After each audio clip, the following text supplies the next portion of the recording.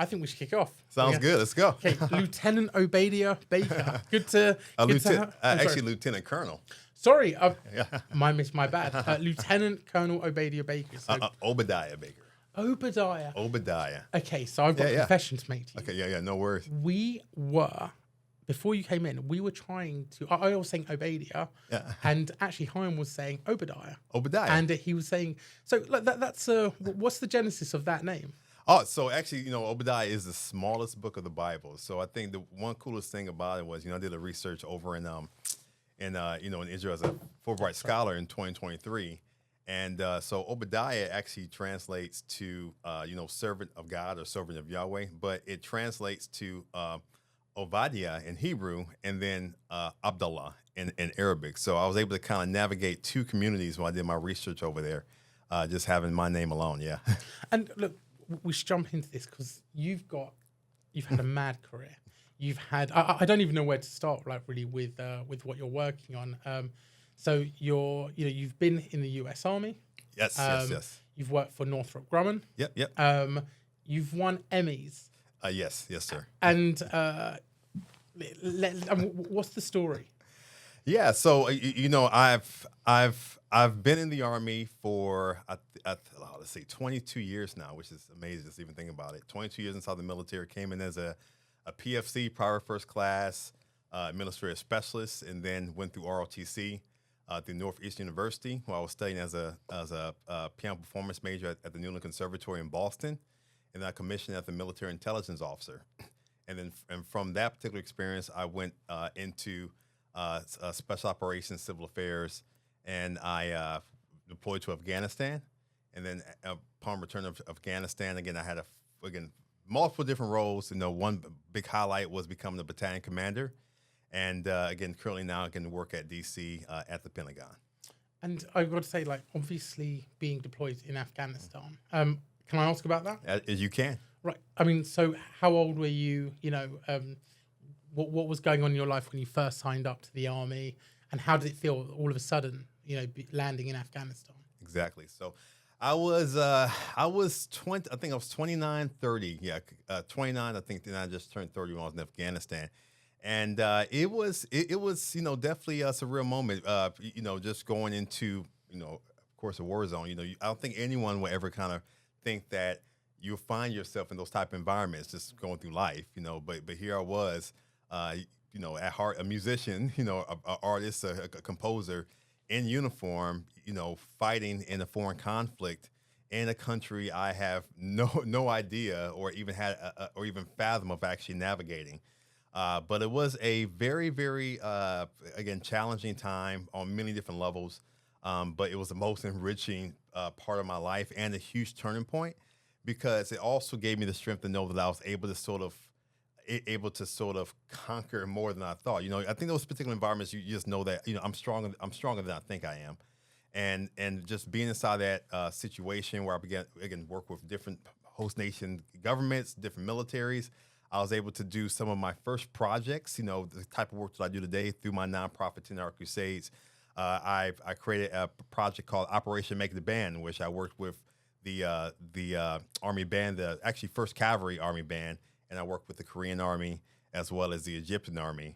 And I put together this type of program where they went into the Egyptian hospital, and they're working with actually the various different Afghan youth and women that came there to actually get treatment.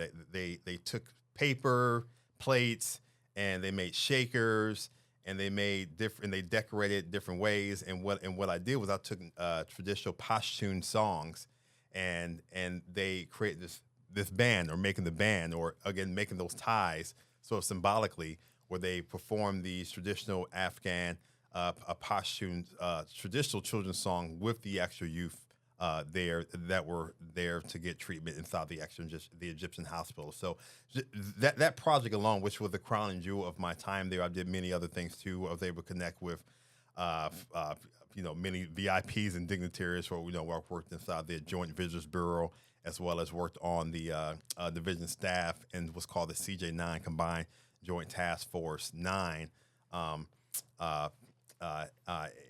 or basically the civil affairs, sort of staff section on the division staff. So again, amazing opportunity, amazing experience, and then from that, I took that back home and able to sort of put together really what the groundwork of my nonprofit is, 10 Hour Crusades, and the work that we do globally. So let's jump into that. It's obviously something you're very, very passionate about. You're working with Fulbright, right? You've got loads of other projects going on. What's the one that you're like focused on right now, like above all the others? So right now, one project that I'm working on this year is called Fire Lily. So Fire Lily is a short film. I'm actually in collaboration with a phenomenal director by the name of Phil Dunn. Phil Dunn is known. He's a BAFTA qualifying, Oscar qualifying filmmaker for his short film called Stupid Boy.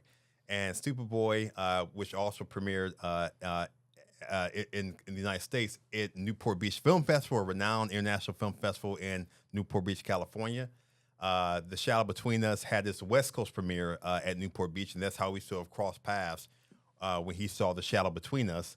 And when he saw The Shadow Between Us, he was inspired to create this, this sort of spin-off, if you will, to really have this broad discussion about not just so much the systemic issues of racism, but basically he also focused on other intersectionalities like environmentalism. So there's a sustainability sort of component to the actual film itself, and then there's this very like surreal, ethereal conversation where you see this one encounter between a dancer, being the same actor, Nehemiah Spencer, in The Shadow Between Us, and a white particular cop, which the actor will remain anonymous. Is definitely a surprise, But it's when that first encounter that sort of opens up this whole world of imagination, and is sort of pushed into this type of psychedelic world where you're sort of inside the mind of these characters, and how they're sort of reconciling these particular moments or problem solving these conflicts in a very artistic, creative way. So it's a very unique piece that is taking us on a journey not only from the UK, from London, but also in Cleveland, Ohio, and in South Africa. Wow. And sorry, what's this tie with Cleveland, Ohio? So in Cleveland, Ohio, where again 10 Hour Crusades is sort of ground zero at, but then also where it's sort of playing these sort of backdrop of these of this conversation of, again, police brutality. Even though Cleveland has this history of that, but particularly it has a history of civil rights, where, again, Martin Luther King, Malcolm X actually went through Cleveland, Ohio. Malcolm X particularly gave his famous ballots and bullet speech at Corey Methodist Church, and Martin Luther King also came to Cleveland and did a tour and spoke at Antioch Baptist Church, and these very historical Baptist churches within the Black community in Cleveland, Ohio. So it has this, like this sort of foundation for these conversations. And then, of course, Fire Lily is a flower that is found within South Africa, and it's sort of this metaphor, this sort of MacGuffin, if you will, like to sort of help center the conversation into a more symbolic way. And you've won an Emmy. Yes, I did. What's that like? That is. I saw the photos of you in your tux on the stage. Like, that must have been surreal. Yeah, it was wow. That was such an amazing moment in my life. There I was inside the room, where it happened, with a whole bunch of people who are just as extraordinary, just as exceptional. And we had 4 nominations, and we won the award for photography. Actually, the first award of the night. We actually won the first award of the night.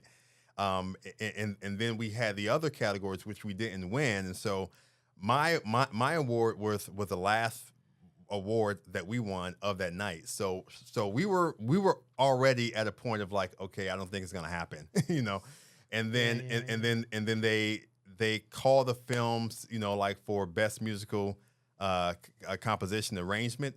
And when they said The Shadow Between Us, I just froze.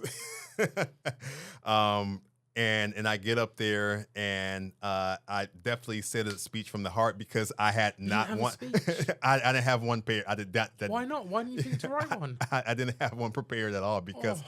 yeah. Did you remember to thank everyone? Yeah, absolutely. I definitely remember definitely remember to thank everyone. But yeah, those moments like you just never know. You just like, oh, here I am. Is like, You're a military man. Yeah, I yeah. can be prepared for everything, every situation. Yeah. I've got to say, like, listen, like, you got courage. Even the way that you and I have ended up here together. You're right now on the Rock of Gibraltar, which is, I think it's fair to say, it's a beautiful place. Absolutely. Maybe we can convince you to make one of your films here. Oh, you might convince me to actually move here. It's very business friendly, put it that way. But I've got to say that I think it was the first James Bond film they filmed here. So yeah, you never know. But I mean, I've spoken to tens of thousands of like business owners like now over the last like decade. I think it's fair to give this some context. We obviously have like some of the biggest companies coming out here. Our network at Rayon is like very, very extensive. We have access to like decision makers at some of the biggest companies, the largest organizations in the world. And we're hosting this event. And you and I had never had a chance to speak before. And I've reached out to you and I'm like, hey, we're doing this event. We'd love for you to be there. You haven't blinked. You've said, sure, I'll be there. Yeah. Let me know the details. I'm going to book my flight. Yes. That's a badass attitude. Like, what's going through your head when you've looked at that? What have you seen? And you've gone, hell yeah, I'm going to do it. I'm going to go to Gibraltar. I'm going to meet these guys. Yeah. What I saw was I saw you. I met you. And the first time talking to somebody, one thing I'd say I have just as much as a gift as with my music is that I'm able to recognize quality characters, and no one's perfect. Again, no one's perfect, but but when I saw your passion for this type of event, and I said like, oh, that's all you need. And people think that you need like sometimes a whole bunch of skills and those are great, those are wonderful, but really what really makes you that great entrepreneur is that passion. You have to believe in your vision. You have to believe in that you're able to, if I use the metaphor, walk on water, turn water to wine. If you believe that, that is so powerful, and people will see that in you and really attach to that vision, and you're able to change the world in so many wonderful ways.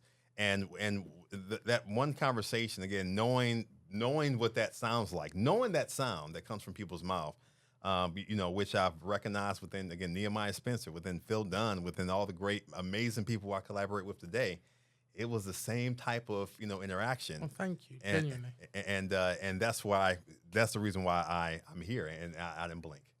I said to Jan afterwards, I was like, I think this badass is about to just book his flights and come out here. So look, I mean, it's an honor to have you out here. It's obviously very exciting. The world, as we know, is changing dramatically. Yeah. We're seeing, as we're saying, we're seeing huge developments in artificial intelligence. We're seeing huge challenges from across the world. And you're obviously using your artistic skills. You're using your business and entrepreneurial knowledge to really tell that story. I want to focus on the civil rights aspect, right? Okay. Because obviously, it means a lot to you, and I don't want to just pass over it. So absolutely, America is obviously standing at a crossroads right now. Absolutely. I've got to say, and you can see a lot of these books here, right? A lot of American entrepreneurs and brilliant European minds. We're also seeing, and I've got to say it, we're also seeing a lot of incredible talent come out of the United States. What are you excited about? And where are you seeing the holdback more than anything? Sorry, that was very dramatic the way I said that. But do you know what I mean? Yeah. I just mean there's obviously a lot going on right now, and the films that you're making, the things that you get involved in, you're doing that for a reason. So there's obviously things that you're really passionate about. Absolutely. So one big thing that we had to shift on a lot, and we had to really think creatively and outside the box, is the issue of DEI. So the issue of diversity, equity, inclusion is sort of in its idea has been destroyed. You know, was it for the good or for the bad? You know, time will tell. I've actually did some research on it, and there's even some passion for me to even really reflect on that and talk about how it was a concept that was really too little, too late. Where America had these long histories of racial equality, you know, many different equalities, you know, many equitable issues that if you really sometimes look at DEI, it was really a, you know, though in principle it could have been a step forward, but now as we're looking at history, it really steps back because the actual things that we really should have been putting in place and policies weren't, or basically a sense of urgency wasn't expressed so much through DEI. It was really sometimes a though reflecting, even though there were programs going on before George Floyd, but George Floyd was that turning point, thus the foundation of my film, The Shadow Between Us. And though there was this great push for DEI, sometimes, as we all know, if you sometimes push too hard on societies with change, just like you turn the ship, if you turn it too quick, what happens? It tips over. Sure. And so right now we're in America where the ship is tipping over. You know, really, yeah. You think it's actually tipping over? Yeah, I mean, but you know, but with that, it's there is, and I always just say, like, there is always this element of the unknown. You just really don't know, and life is unfolding in so many different ways, and every single conflict is very unique. And I haven't talked about that. I talk about how, you know, war. Ideas we think of warfare as being historically art and science. If you know, quoting, you know, Clausewitz or Sun Tzu, or was it Sun Tzu? Sun Tzu. You know, like so when we look at the current conflict that we're in right now, you know, it is a sort of synthesis of many different things that we've seen historically. That's why, you know, I respectfully always just say that, you know, we have to see. But we do have hints based off of history of what history showed being at this particular place. But again, it's not just, you know, this idea of people say it's fascism, like, oh yeah, it's that, but there's also other things too, from what I've seen too. And again, it's a little bit unique where we are right now because of technology, because of AI, because of social media are so a big element into where we see things now in knowledge and information, and we really have to just see how it kind of evolves because we really don't know. So yeah, so it's fearful, but it's also a very exciting time, you know. But you're not looking at America and thinking, and like, please, like, you know, we can always edit out afterwards if you don't know what I'm saying. But like, you know, like with regards to like Trump coming back into power, like it feels like everyone is just like, a speech in America is just super positive. Well, it all depends, you know, because again, America has been divided since really the Civil War to this day. So it all depends on which Americans you're talking from, and the biggest question you know with America is that where are they located geographically, because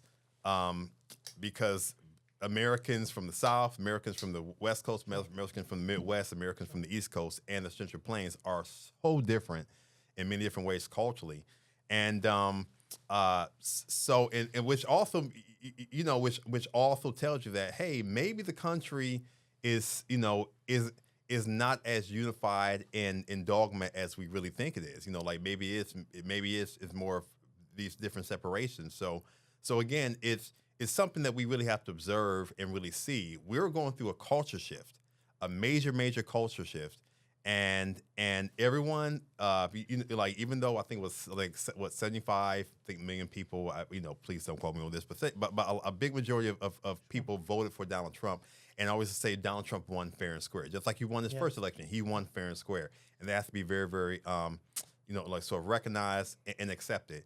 But there's also a equally amount of people that also was in opposition to the current president. So Which you always get, right? Like in every, like, you know, it's strange because like in the UK, like with like Keir Starmer, you're not getting anywhere near a majority. You're not getting 75 million votes, that's for sure.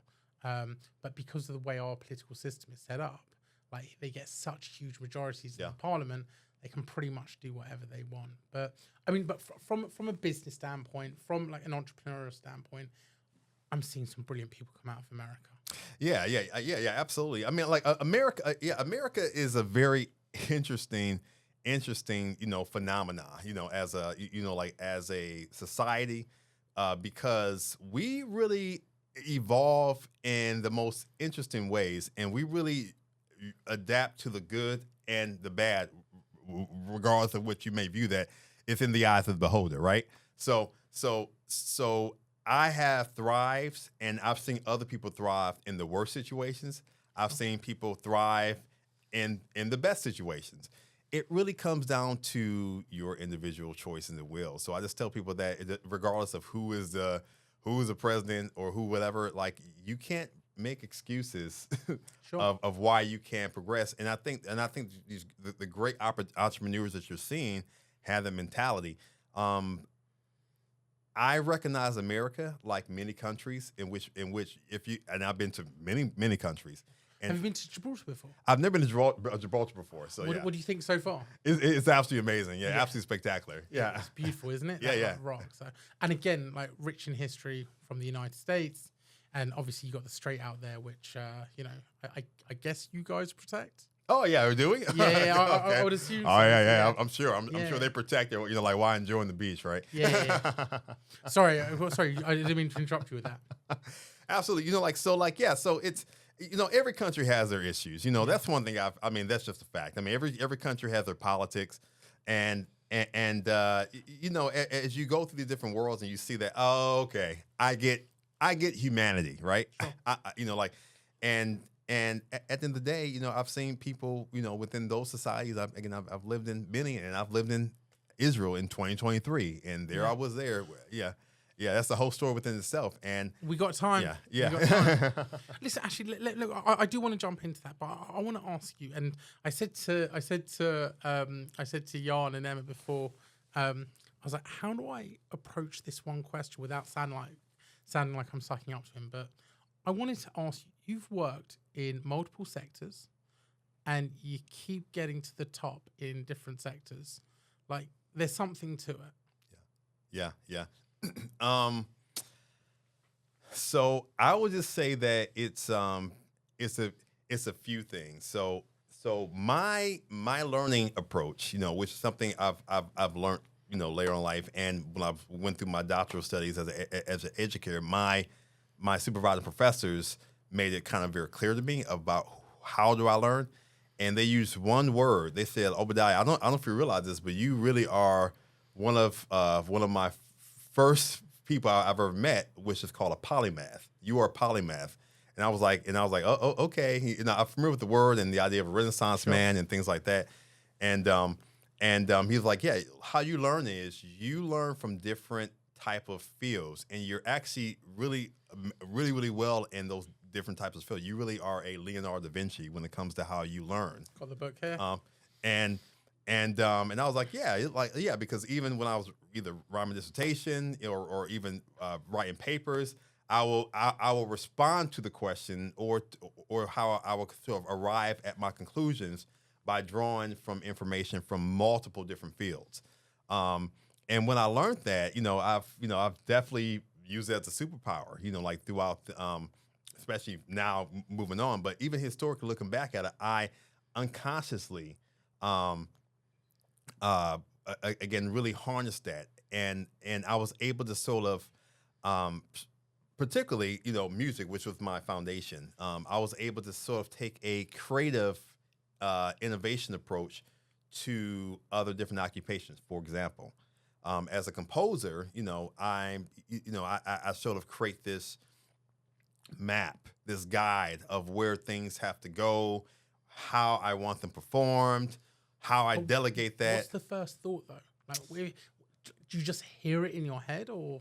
Yeah. I mean, it's interesting. So my creative approach is a combination of sometimes dreams.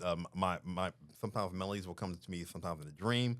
It will also come. Sorry, you'll dream a medley.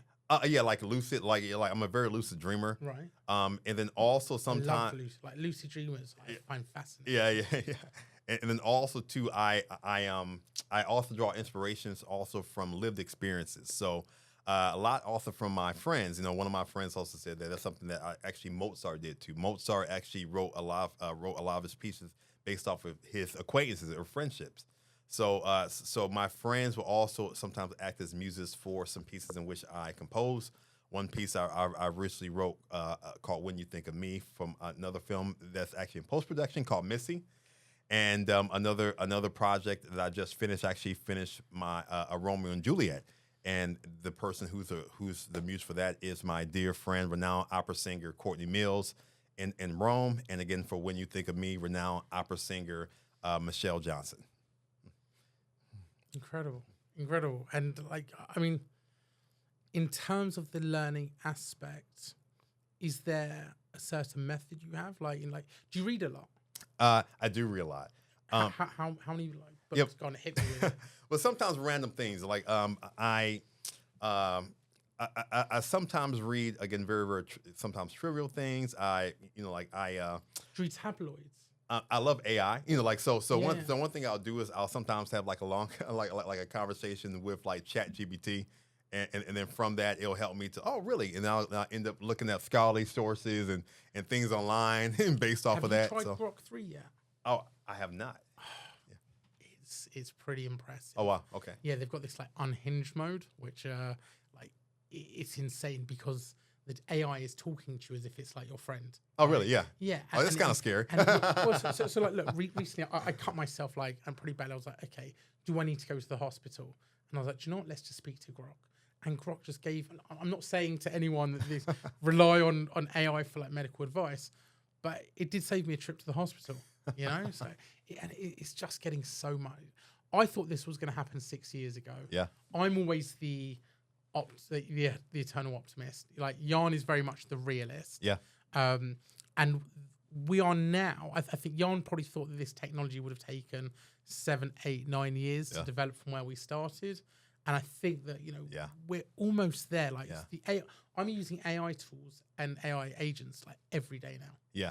Oh yeah, absolutely. Yeah. I mean, it's definitely integrated within my life now. So it's something which I personally am not afraid of. You know, and I encourage everyone to embrace. Because it just makes us. If you were a superhuman before, you are really, really a superhuman right now. So how does learning change for somebody like you now that you've got AI? Absolutely. So I mean, like even inside the government, I was even talking among my group of colleagues of just saying that we have to reevaluate what we know and really pair it against AI, which is something in which not only organizations are doing, but also the government is also looking at too, like the regulations and doctrine in which we establish. How is there really a lot of efficacy in a lot of things in which we establish prior to AI? And then what are the gaps in knowledge in the literature in which we already established? And one thing we're doing right now, we're finding like quite a few of them have quite a few gaps, and AI is able to kind of shine light on, this is good, but it's also missing this components and this components, and so we're able to actually put together more solid, more a lot of it evidence based, frameworks, best practices in doing any type of job function. So it really is changing the way we learn and approach learning too, of even just brainstorming. Let's brainstorm with AI first, and then actually begin our exploration within the literature. And how did you describe yourself? What a polymath. Polymath. So again, you've got a very unique way of learning, and you can apply different ways of learning to different fields. Exactly. And so now that you've got AI, right? Does that mean that you're going to? Do you feel that you can just take on a lot more projects? I can. You do. Yeah. It's I've got Rayon. I've got my one project. I can't imagine. I already work 18, 19 nowadays. I wake up at 2 a.m. most days. Yeah. Yeah. I'll try and go to bed 10, 10:30, but I'm up at 2:30. Yeah. I'm up. Which I know isn't normal, but I go through like phases with it, but like Well, it you're gets normal telling when me you get 8 older. hours. Well, you're going to tell me you sleep 8 hours a day as well. No, I do not sleep Right. 8 hours a day. How yeah, many like, hours a day do you sleep? yeah, so it definitely varies. I mean, I would try to get in I'll try to get in, between 7 to 8, sometimes 9, but it may not be back to back. It may not Yeah, be sure. be consecutive. But at the end of the day, I try to get as much sleep. And given like, so you've got this artistic side to you, you've also obviously got this very like scientific side to you, right? Like, do you worry about the shape of the world?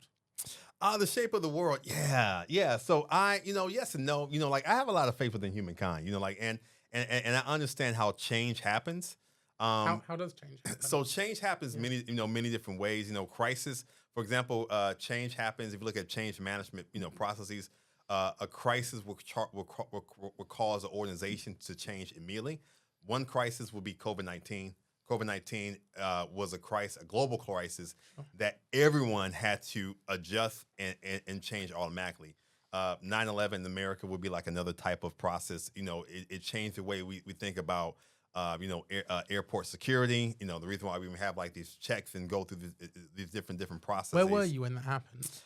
In 9/11, I was actually in Boston, one of the cities where the planes actually went out. And actually a week before that, I was coming from New York City to visit some friends. So it was very very crazy time because I actually literally saw the Twin Towers, and then next time I was in New York City, it was gone. And did that shape you in terms of did that influence you to go and join the army then? It did. Actually, and the one reason why, because my uncle at the time, who was in the military, which I get my inspiration from joining the military. He was a lieutenant colonel, retired lieutenant colonel too, and he was assigned to PERSEC. Out of Fort Belvoir, but he often will go to the Pentagon, just like a lot of military units will actually have to go to the Pentagon for a meeting or something like that. So the day of 9/11 was one of those days that he was supposed to be at the Pentagon, and the side of the Pentagon that was hit was also the side in which he was scheduled to go there. But for some strange reason, my aunt was like, you know what? I have this bad feeling. Stay home today. I just got shivers down my spine. Oh, Yeah. That's crazy. So she saved his life. Exactly. Yeah. She saved his life. Yeah. That is crazy. I mean, yeah, that's got to make you believe. If you didn't before, that's got to make you believe. That is mad. So, and again, now your uncle's obviously inspired your career in that aspect. Yes, he did. Yeah. Are we allowed to ask you about what you do at the Pentagon? Yeah, you can talk. I can talk about certain things, but I can't talk about JFK everything. files? Oh no. I mean, yeah. Well, those you get online right now. So yeah, no, I'm joking. But go on. What can you tell us about working at the Pentagon? Yeah. So I do information operations. So again, like what's going on right now and inside the world, and the reason why I'm talking about social media and AI, because again, that's exactly where I specialize in, within the work I do within the Pentagon. And absolutely, I see the world right now is a very, again, exciting, fascinating time, and there's so much data to really observe when it comes to how people, take in information, and one thing, I don't know if you know about. Actually, I kind of researched this. I'm still at the beginning of this study, but I've just learned that one particular thing that our brain brings in information is actually our brain prioritizes emotional information, above anything else, which is very interesting. It's very interesting. Yeah, and so explains a lot about me, to be honest. But but even hearing that, it's just like if you look at charismatic figures, or if you're looking at things on social media that that really triggers your emotions, or even like a good song, there's a reason why you cry when you hear a good song. You see something because that's the way our brains are function and operate, and it could be a good thing, it could be a lot of cases a bad thing. Again, to think that the majority of things in which we do and decisions we do in life are emotionally driven. Not really scientific and analytically driven. I started around. I think it was like out of like a frustration, like for like the trajectory of the world. I had a really nice life before, like really easy, like sailing. And I used to I remember saying to my dad once that, you know what, the world's in a great place. The world doesn't need saving, And I kind of felt that it was probably during like Obama's like first term, and like there's been like the financial crisis, and I think I was like, do you know what? Like the world's pulled together on this. I was somewhat young and naive. I was reading tons of books about it at the time. And as you get older and you work, I worked in like the city of London for a long time. You become more cynical about things, And then all of a sudden you start to think, actually, like, what is my place in the world? Yeah. Sounds like you had that at quite a young age. Absolutely. Yeah, I do a lot of thinking on a daily basis. And we're talking about sleep. Sometimes I have to tell my brain, okay, stop stop thinking and actually go to sleep, right? Actually, with that, with me, sometimes I feel that I've got like multiple films, right, going round in my head like at the same time. I imagine you've probably got like multiple tunes. Oh, absolutely. Yeah, yeah, there's always a project I'm working on. Even right now, I got to write 2 string pieces, and then again I have another core piece I have to write. So there's always something on my plate musically in which I have to sort of tackle, and just find time. You could be at the Pentagon. You're at the Pentagon, and then a song comes into your head. Like, what are you doing? What do you do? I'll save it to after work because I got stuff to focus on there. But hold up, that's interesting. Will you remember the song? I do. So if you hear a song, you hear a melody in your head, you've just made it up, you can remember it hours later and then go home and write it down? I can, yeah. That's mad. That is a talent. That is incredible. And like, do you play, like, what instruments? Yeah, so my main instrument is piano. Okay. That's actually what my undergrad degree, again, was in piano performance. This is what my bachelor's is in. And then my secondary instrument is organ, actually Hammond organ, and then I know a little bit about the pipe organ. Again, I compose for the pipe organ, but I wouldn't say I'm a pipe organist. I will say the Hammond organ is my secondary instrument. Wow. Okay. And but piano's the passion. Yeah. Piano is my first love, as I say. And is it classical or? Yeah. So I'm classically trained. I'm classically trained pianist. But my undergrad degree is in jazz piano, and then of course I grew up inside the the Black church, and gospel music also within my foundation. And all those art forms are intersected when it comes to my musical approach to any compositional. Incredible. You're making me feel quite bad about my accomplishments in life. So yeah, but I am joking. But look, with regards to what we were saying about the Pentagon, I know it's quite limited in terms of like what you can and cannot say. We're obviously seeing like huge restructuring in the United States right now. Yeah. Are you able to share your opinion on what's happening? Unfortunately, I personally I cannot express my opinion on political issues. But I'll just say that there's a lot of sort of concerns that leaders have, within the military.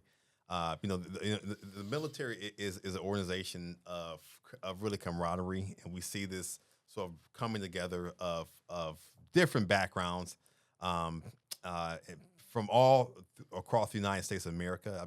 That's our narrative. Whether we like it or not. America is a country of immigrants. Some were there by force, right? And others were there by, based on trying to find a better life or trying to escape some type of exile or they were refugees. It's our story. It really, and our story is represented within our military, those who put on the uniform and those who fight for it.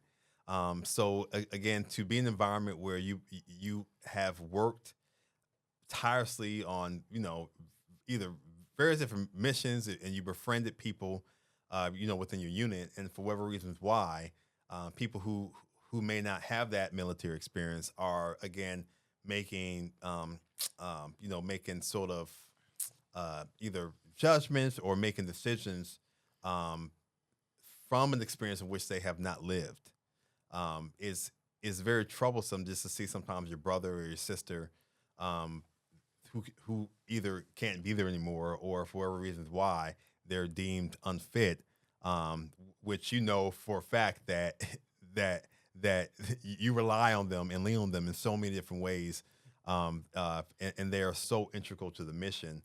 And again, this is like one of those situations where it's very troublesome, but it's one of those situations where, as we look in the future, again, hindsight is always, again, of course, as I say, for 2020, is always clear. So even though we may be in the moment where we see these things happening, later on in life, we reflect on those moments in life, and we do reconcile with them in more ways than one.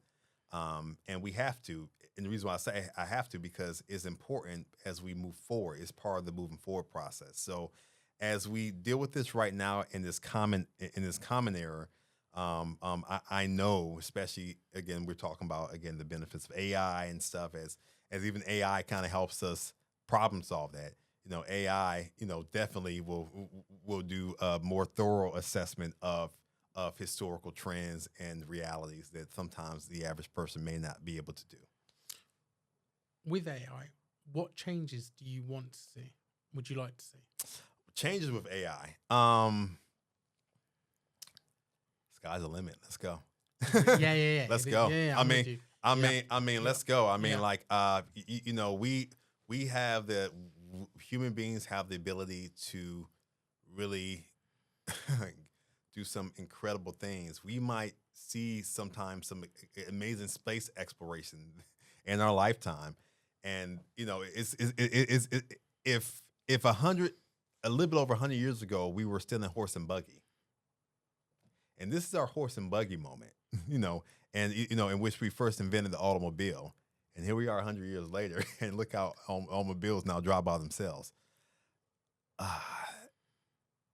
That just tells you, like, at this rate, we could evolve not by every decade, which is what we're used to, like in the previous century, 20th century, like, the Sure. 20s, the 30s, and 40s. We might evolve every year, and that's what we're seeing. And you know what's interesting about this? And I'm not saying it's right or wrong. The AI is going to decide how fast it progresses.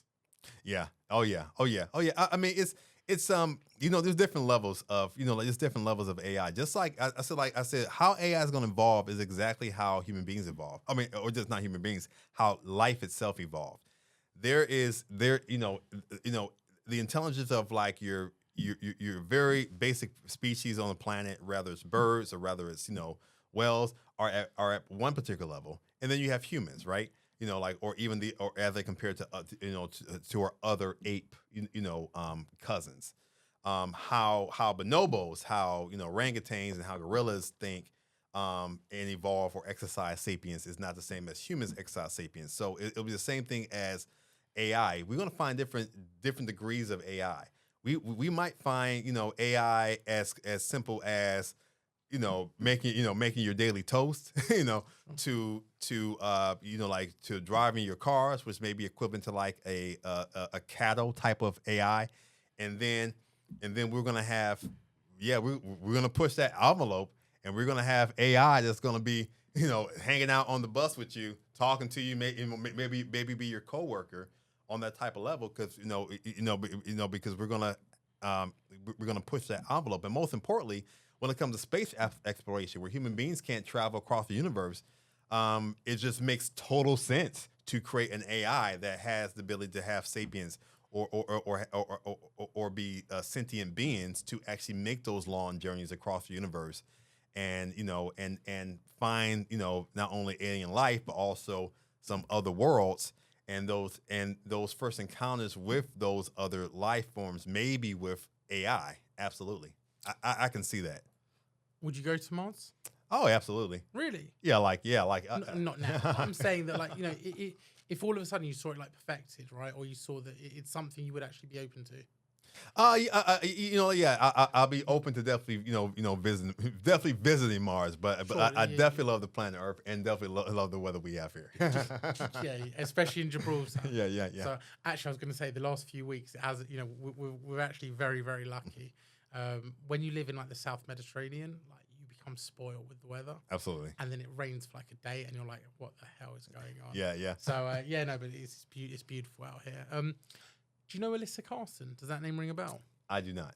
So Alyssa Carson is a young 24-year-old like biologist who is intent on going to Mars. In fact, she's been, I think she's been training with some of the space agencies. I'm not going to name names, but I think it's fairly obvious. Like, she's really like well recognized in the United States. I recently spoke to her father, and I just said to him, I was like, "What's it like knowing that your daughter wants to go to Mars?" And he was like, "Well, like, as a dad, obviously it's very concerning, but it's something that she wants to do." And I think I get it, right? If you go, like you were saying, and then come back, that makes sense. But obviously there's a lot of things in space that are going to kill you. So how long do you think before we start to see AI take shape? In fact, let me put it to you this way.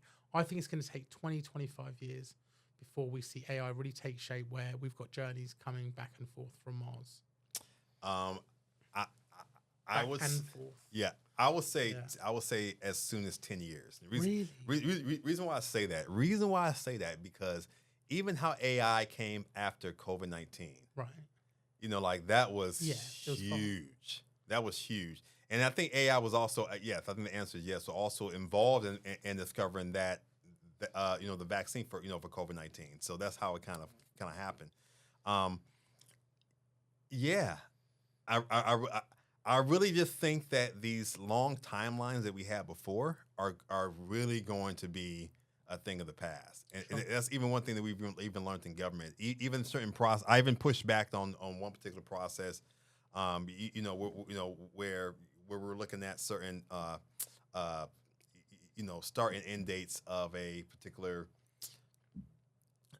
thing, within the government, not revealing too much what I'm working on, but particularly just saying that, hey, wait a minute, I don't think this is reality right now with current, technologies and things in place, and I was correct, and we adjusted, we shift fire, like, wait a minute, something, before we're looking at this taking 10 years, this really takes about 2 years now, So it's the same thing. I think AI is going to be at the point again. If all things are kept constant with how we are exploring technology, minus the other stuff that kind of distracts us, like sometimes politics, sometimes crisis, that may happen. If things are left constant, absolutely, we can do it. We can do it. But as a society, we have to stay focused. And that's like always the biggest problem with human beings. We are easily distracted. Red herring, squirrel. Quickly turn our heads. So there's very few people that can actually focus on something. And Dr. Alex Karp recently said, he said, try focusing on something for 5 years. Actually try it. It's really hard to do. Yeah.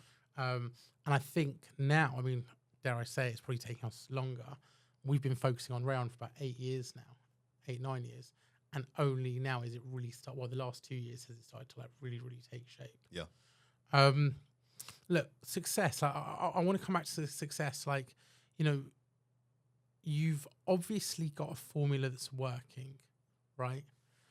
Is it something you feel that people can learn? Is it? Or I'm going with the nature nurture debate here, right? Yeah. Is this something that's just natural, God-given talent? Is it something where you feel like that you're saying, like, the Leonardo da Vinci argument, where it's a blend of, God-given talent, but also that obsessiveness, that curiosity, that inquisitive nature? Yeah. So yes, some things are, and also some things no. So, some things are very unique to the individual, and that's just what they excel in. Even composition. Or music. I know people who are just phenomenal. They've always been kind of like phenomenal in their craft, and I don't try to be like them. I think the secret is really taking time to really know who you are first. And a lot of people sometimes don't do that. Step number one to becoming successful is really identifying what you like, who you are as a person, all your quirks, all your little things that really make you who you are and tick, and triggers, So you really have to just take some time to really find out who you are and how you learn.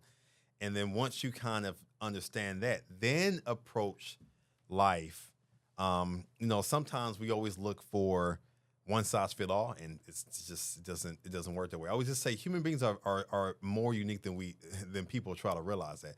Even though we may feel that we are even quote unquote the same race wise, like no, if you put like everyone inside the UK side by side, they are very different from one person to another. Sure. We are, why? Because we are just as unique as every leaf on the tree and every single fingerprint that's out there. And a police officer would say that no, fingerprints are very unique. They're all unique. That's why we use them, right? And so with that, we have to stop thinking this idea of the same and everything. Like, no, you are very unique. So try to find out like what that uniqueness is. And once you figure it out, so let's move on. Once you figure that out, then start looking at people who sometimes share those same uniqueness characteristics as you. And this is where life becomes a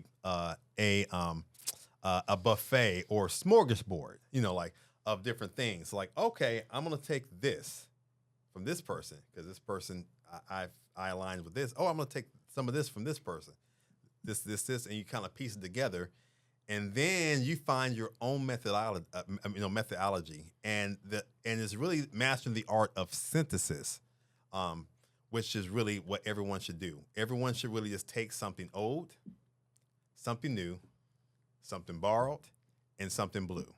So, and this is actually a method that I even talk about within my dissertation, and actually how I even approach music. You should take things that are either not only nostalgic but also proven, something that's a very conservative approach. You should take a conservative approach, take that conservative elements, the good stuff, and take that and apply it.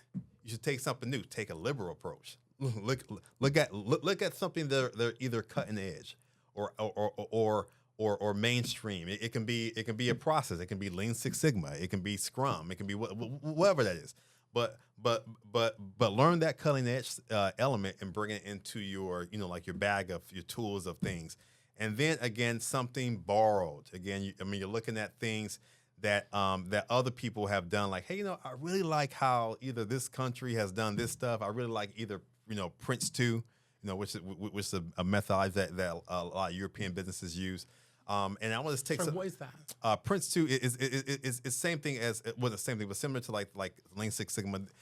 There are continuous improvement processes and methodologies and approaches.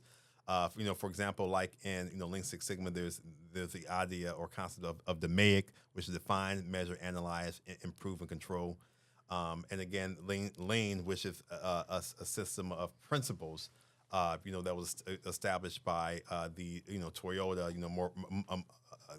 the Toyota production system. So those particular processes makes up what drives actually American manufacturing. So American manufacturing uses Lean Six Sigma. It depends.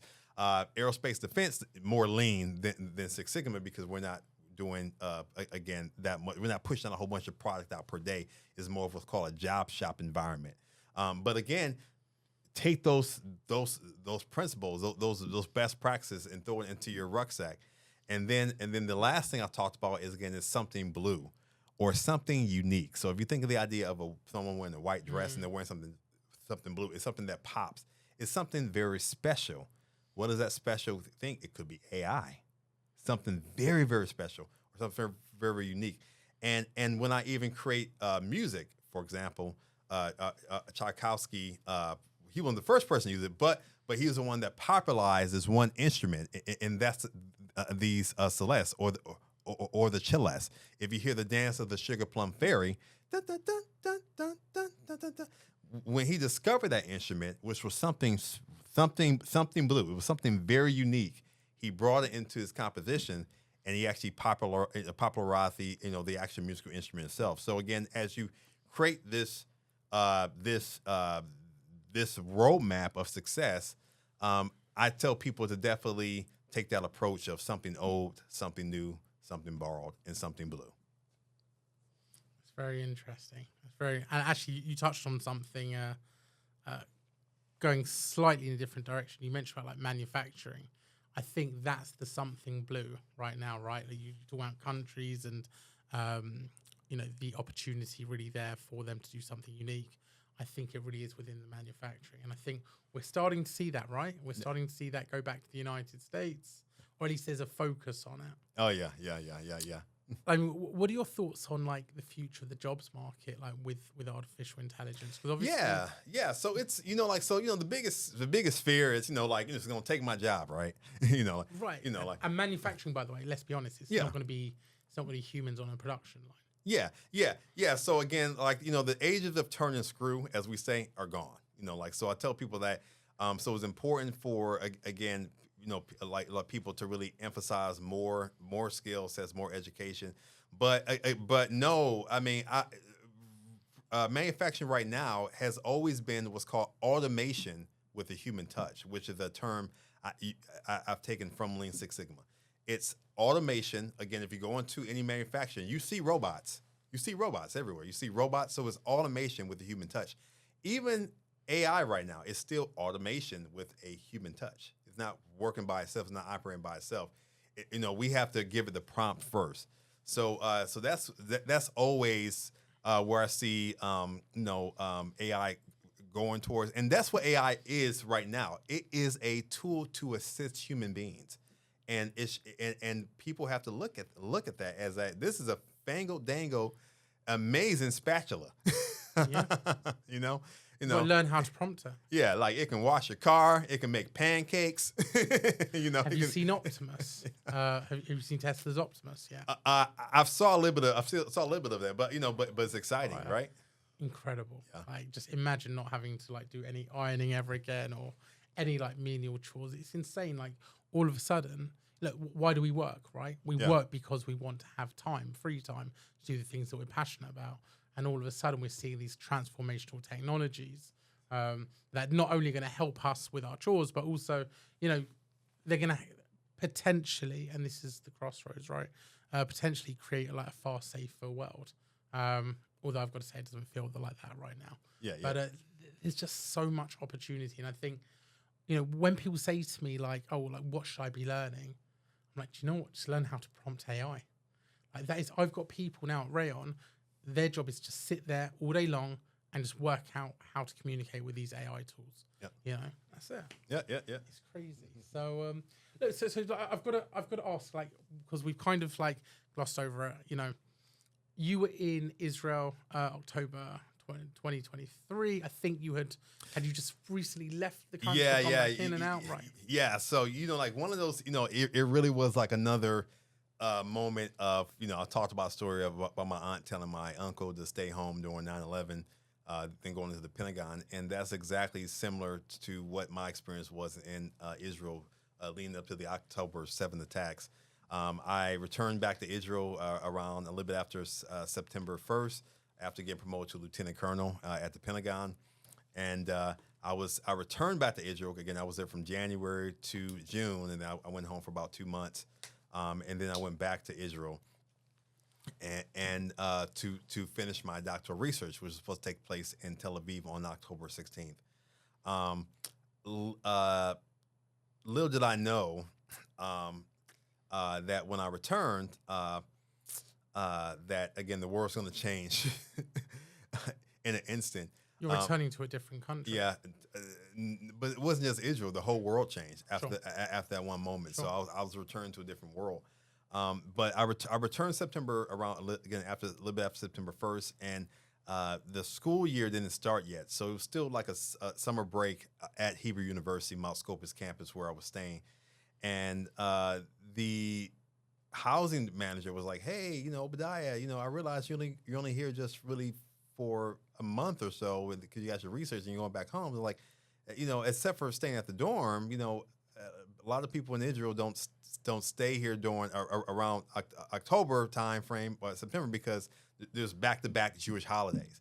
And so there's nothing to do. The country, a holiday in Israel is truly a holiday. Yeah. Everything shuts down. You can't go anywhere. Everyone's partying. I mean, you can't go anywhere. There's trains aren't running, buses aren't running. So a lot of Israelis take trip abroad. So he's like, yeah, you should just take your money and actually go abroad. I'm like, oh, well, yeah, like like, where should I go? Where can I go where my money goes far? And I was like, oh, I haven't been to Thailand in years. I'm like, let's go to Thailand. Go back to Thailand. So I was in Thailand, and before I left, I was like, you know what? Something's telling me, since I'm not going to be here, just to mail my stuff home. So I cleared out the dorm, and I mailed all my stuff back home before I left. And little did I know, again, I was supposed to return back to Israel October 10th, and October 7th happened. So I was in Phuket observing, like everyone else across the world, the current events, and thinking that things were going to blow over, which was the crazy part, because in Israel, I was accustomed to, I was desensitized to rocket attacks, to raids, and I'm thinking that, there's always something like that happening. Oh, it'll pass. And then I talked to my roommate, and he was from Austria, and he was like, no, Obadiah, this is really bad. And Austria is evacuating me. And so he left to go back to Vienna. And Emirates, wasn't going back into the country. I got rerouted through Dubai, and then I had to do a workshop in Africa. I go to Africa every year through an organization called the Teaching the Arts Institute, and I was scheduled to do a workshop in Zimbabwe. So except for going back to Israel, again, I had no reason to go back there now. I went through Dubai, again, to Zimbabwe via Egypt, and then again through South Africa back to home. But when that happened, everyone was calling me. The Pentagon was the first one to call me. Colonel Baker, where are you? You need someone to help. They thought they had to extract me. It was very bad. But they were concerned. I felt loved. I thank everyone. That definitely reached out on my behalf, but it was a definitely, again, using the word surreal again, moment, because I went through a war already. So I had flashbacks of Afghanistan, like, wow. I mean, how did I get here once again? But life is very interesting. Well, my life particularly, it's sounded to be very extraordinary. Yeah, you've definitely lived an extraordinary life. What was your opinion of Israel before October 7th? Yeah. So one thing I'll just say, again, I was there doing my doctoral research, so I tried not to have an opinion.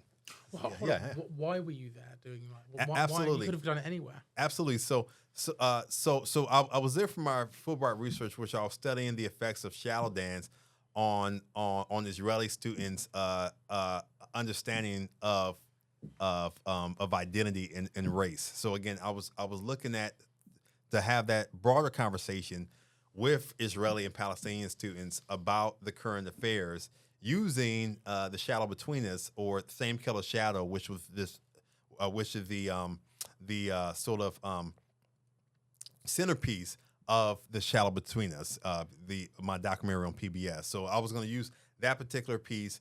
Originally supposed to show them and reflect off of it, and then they also was supposed to create their own shadow dance from that experience.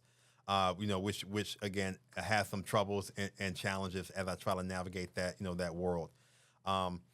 And my research is supposed to inform my doctoral research originally on, again, that study within Tel Aviv. But because October 7th happened, all of my research was dumped into the garbage because it was no longer relevant, and it was obsolete. So years and years of research, and you can't transfer it. I couldn't transfer it's just done. I had to make a whole new dissertation within 1 year, So I end up doing a autoethnographic dissertation, which is basically reflecting on my lived experience. So it's within the realm of phenomenology, and I reflected on me living in Israel, navigating the Israeli-Palestinian conflict, and my observation of these intersectionalities, which I've identified about 8 of them, and I talked about how in understanding the conflict, we have to understand it through what's called an integrated development framework, which is what I developed, from that experience, and it ended up turning out to be the dissertation that I should have wrote in the first place. So, so at the time, to answer your question, I did not have an opinion I try not to have an opinion going into there. And for me to be a even though if I definitely share with you my foundation within the church, growing up Roman Catholic, but as a musician, I played in many different churches, especially as a gospel musician. Later in life, I became again a free thinker, a free thought as far as the idea of not within the actual dogma itself, but the idea of just saying just that I was able to sort of get into the place of my educational journey to where I understand the diversity of thoughts and really embrace those. What does that mean, the diversity of thoughts? Well, basically, the world is not all Christian. The world is not all Muslim. The world is not all Jewish. The world is not all, Hindu or whatever. Like, the world is many different things, or sometimes not those things at all, right? So really understanding that that is important, that we really observe and really understand those things as we try to, if we go on our individual journey of understanding our purpose, right? To really just see that purpose is translated into many different ways than sometimes these sort of mainstream or conventional ways in which we sort of, conceptualize these type of phenomena, right? So for me, particularly looking at the Israeli-Palestinian conflict, people thought I went in there as a type of religious person. Like, no, I did not. And I was the perfect person to definitely study it, because I didn't have a bias, or I didn't have a sort of preference towards one or the other. I literally found myself navigating into worlds. I literally saw myself talking to Palestinians, and then I end up attending a Hasidic tish. I end up befriending the Hasidic community in Mia Sharem in Jerusalem. And I found myself inside the home. I'm just like, I never thought I'll actually be doing this, But because I had that stance when it came to that, it actually was my superpower. And I was able to navigate many different worlds. And from that experience, I've gathered narratives and really had a true understanding of what those different historical narratives were and how they both were very legitimate, which is something that I tell everyone to really understand. Both the Palestinian narrative and the Israeli narratives are both legitimate, and that is the foundation of the Israeli-Palestinian conflict, is that one is not really willing to really embrace the other, and so it is a journey of really empathy and compassion in order to get to the conflict resolution that is really the Israeli-Palestinian conflict really needs. Because even if you look historically, they both share very, again, of course, we all know the history of Palestine and Israel. Like, their homeland is shared. And so it's a shared identity and a shared heritage. And for them to sort of recognize that and embrace that is the challenge in which we all have to do as people to really mediate peace building efforts in that region. I think there definitely needs to be a Marshall Plan. There has to be like a rebuilding. Now, I'm not saying Trump posting, what was it, his Trump Gaza AI video was the most well thought out thing to do, but but there's probably a lot of truth in it. I'm a big believer in like economic prosperity for the individual is for the good of all, right? So, Adam Smith, I think, Wealth of Nations, right? So, and I'm a big believer in that, and I think now, like, moving forward, there's an opportunity to actually like rebuild. So rebuilding there is going to take some time, because the war's still going on for a while. Well, that too. Exactly. Like, you can't negotiate if you're shooting at me. Right. So a ceasefire, which I even talk about within my dissertation, a ceasefire is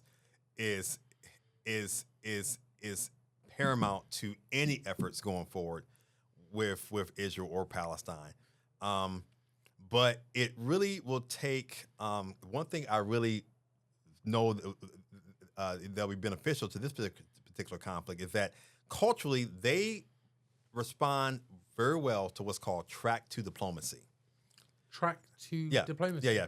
What does that mean? Track to diplomacy, we've seen it before in a few situations. Track to diplomacy happened within apartheid South Africa. So again, You had Desmond Tutu, who was a priest who again, not part of the government, someone outside the government, act as the mediator for actual change and reconciliation through their TRC, Truth and Reconciliation Commission. In Mozambique, we saw the same thing where once again in a situation, actually a Catholic bishop facilitated the Truth and Reconciliation of Mozambique, and literally both sides were guilty of genocide, and they were like, well, let's let bygones be bygones and move forward. It was the most radical thing that ever happened, but it was integral to the success of Mozambique. And when I saw that, even historically, if you look at even religious figures like Jesus Christ, like Muhammad, the prophet, the prophet Muhammad, may God, may peace be upon him, as I respect, definitely the Islamic world. If you look at those particular characters, they weren't political figures. They were people among their communities that rose up, and they were advocates for change. That is called track to diplomacy. And for example, one successful accord was the Oslo Accord, again, within Israel-Palestine, and that was done through Norway, right? So that was again, third party, someone completely neutral outside the country that came in, had no agenda, came in, and they brokered a peace deal through the Oslo Accord. So when I saw that historically, I said, aha, culturally, that's how you approach it. They won't respond too well to different nations, even the United States. It won't do too kindly. They will respond very well through a track to diplomacy with someone to rise up that they don't even know who they are. If even this idea of like a messianic type of idea, but that's really what it is. You're going to hate who you're describing to me. Oh, okay. Okay. You sound like you've been describing Trump. Oh. Yeah. I'm just genuinely. Well, look at this. This is someone, like you said. He's not grown up in a religious environment. Very true. Like he's not a politician. Not a politician. Not a politician. Right? Yeah. And I've got to say, after what we see with that assassination attempt, if that's not God in play, I don't know what is. And then all of a sudden, they're coming into this land that, again, like you were saying with the Oslo Accords, it's not their homeland. Yeah. And all of a sudden, they're coming up with this prophecy of actually a path forward. Yeah. And once again, you never know what history shows. And you have to definitely see how things play out. And Sure. and one thing, that's why I said it's the most unusual situation. The person you may think is the person of change would be the most unlikely of person. Right. If I had my Trump Vance hat, I would have put it on right there. Right there. Unlikely a person. There is much to be seen, and it is going to be a very unique times. And again, the literature's being written day by day. Everything's being written. I've got to say, am I allowed to say this? I'm really impressed with Trump. I'm really impressed with him, and I think that it's really interesting to see. There's been almost like a professional maturity, with him in this administration than from his first administration. It's almost like, and again, just from an outside perspective, it feels like you're looking at somebody who is like, okay, I know what I did wrong last time. I know how to actually approach it this time, and actually this is how we're going to execute. Yeah. Well, I'm really interested to see again what the commander in chief is going to do. And there are some challenges again, regardless if he was there, if Kamala Harris was there, or any other president was there. It's not an easy thing to sort of tackle. But at the end of the day, it's something that someone has to do, right? Someone has to start to do it. Sure. So here we are right now, and these are the cards in which he's dealt, and he's going to play them out the best way he can. And we're saying he might be the Messiah. No, I'm joking. Look, I've got to ask you, with Rayon, we always talk about challenge the future, right? And when we talk about challenge the future, what we're really saying is we're looking to meet the people like yourself who are challenging the status quo, challenging the way that things have typically been done. for yourself, like what do you want to see for your future, right, and for the next generation? Yeah. I